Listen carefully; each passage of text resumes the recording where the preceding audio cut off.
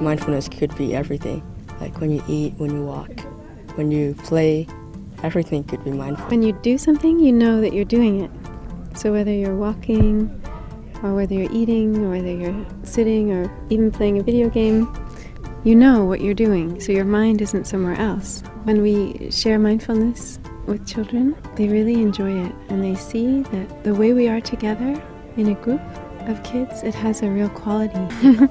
Who know how to speak lovingly to other people, and to listen deeply, to really hear what someone's saying. And so for other kids to see kids and families and adults who live in a way that is awakened, that is trying to really be kind to ourselves and to everything that makes up who we are, which is everything. Like with mother or father, sometimes if shouting with them, and then you could actually think about that before you have something to say. Could it be mindful? Could it hurt them? And I think that's one of the things I would learn. If you go to school with mindfulness, like for a few minutes before you have a test or something, you breathe, or you just sit down or take a walk. It really helps you. The vase of water is our mind, and the different colours of sand are our thoughts and feelings. What kinds of thoughts do you have when waking up? Pick a colour of sand that feels right for your feelings or thoughts.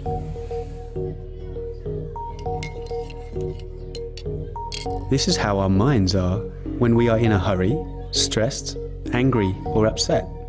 Can you see things clearly in this state? Let's breathe with the bell and observe all the sand as it slowly settles to the bottom of the jar.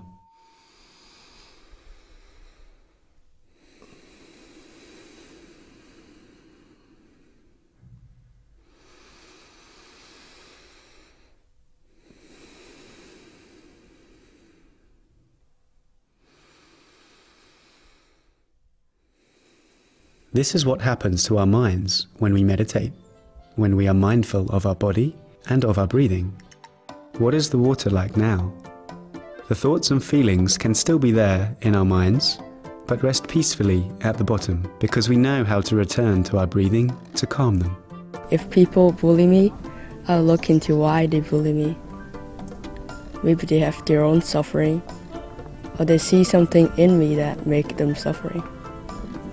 Or maybe his families have problems and they want something to make people unhappy, to make themselves feel good. And we also need to understand why they do that. If we can't do something to stop what the other person is doing, we can at least take care of what's happening in us.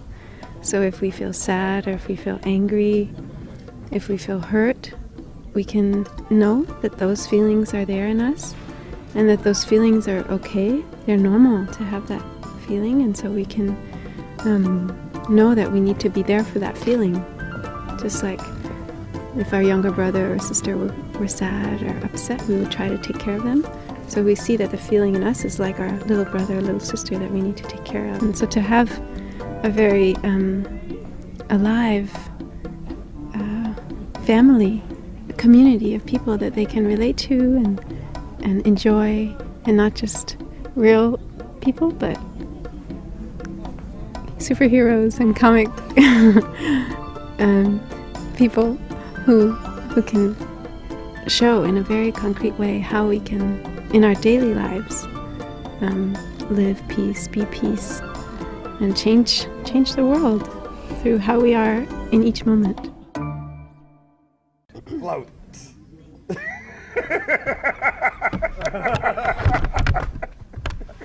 They didn't teach me how to float. Where is the part about floating?